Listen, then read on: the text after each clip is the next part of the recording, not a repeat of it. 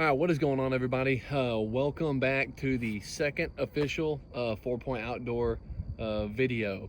I just want to give y'all a little tip today because I see it quite often with whether it be with people that I'm just going out to hunt with, or especially people that I take on guided hunts and stuff. Actually, I saw it a lot just this year alone. People just don't know any better.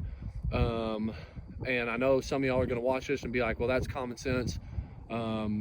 And you would think so, but I'm telling you, I get a lot of people that basically have to stop in the middle of the hunt and kind of give a class on what to do. So, and that is, pulling versus squeezing your trigger.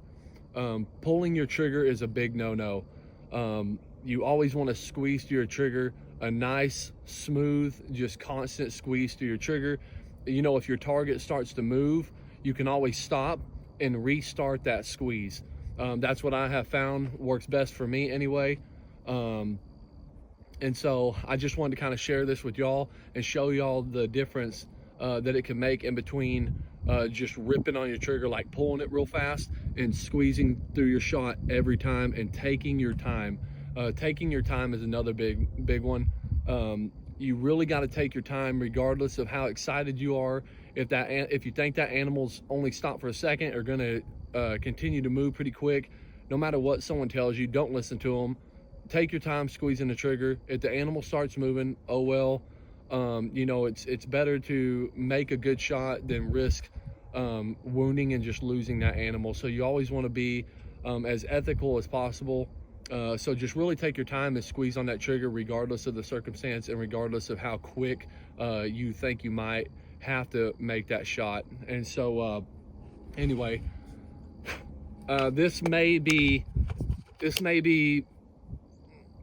worse, or it may be not so bad as to what I'm thinking it's going to be, because I have a pretty light trigger on this gun. So if you're shooting a 2-3 pound trigger, it's probably going to be worse than what you're going to see down here on my target. And remember also that the further you get away from your animal or target, the worse that miss is going to be, or bigger the miss is going to be.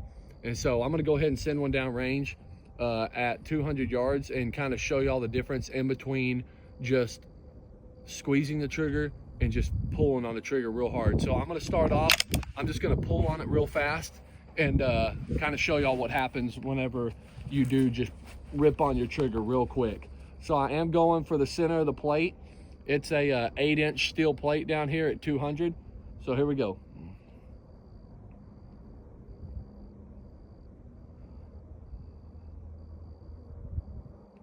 Oh, I was on safety.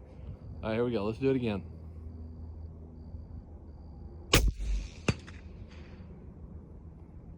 Okay, so hopefully y'all can see that well in the camera back here. So I shot the first one at 200, and even with as light as my trigger is, by the time I pulled that gun back and the gun was able to move enough to where I hit the top of the plate. Okay, so now I'm gonna go ahead and shoot one. I'm gonna take my time and squeeze through the shot like I'm supposed to. Again, I'm going for the center of the plate. And this time I'm gonna squeeze it nice and slow like I'm supposed to until the gun just fires.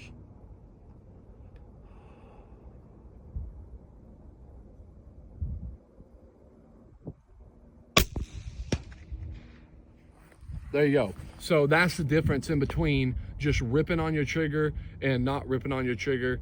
And it can make that much of a difference. And that was with a pretty light trigger too. So again, always take your time.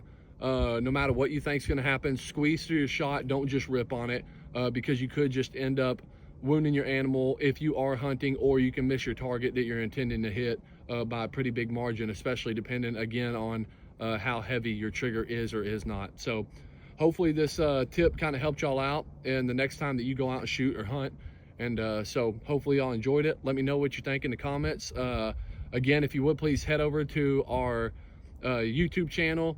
Like and subscribe to the video, and let me know what you think in the comments, and I will also be putting a link to our YouTube in the description. So thank you again, and y'all have a good day.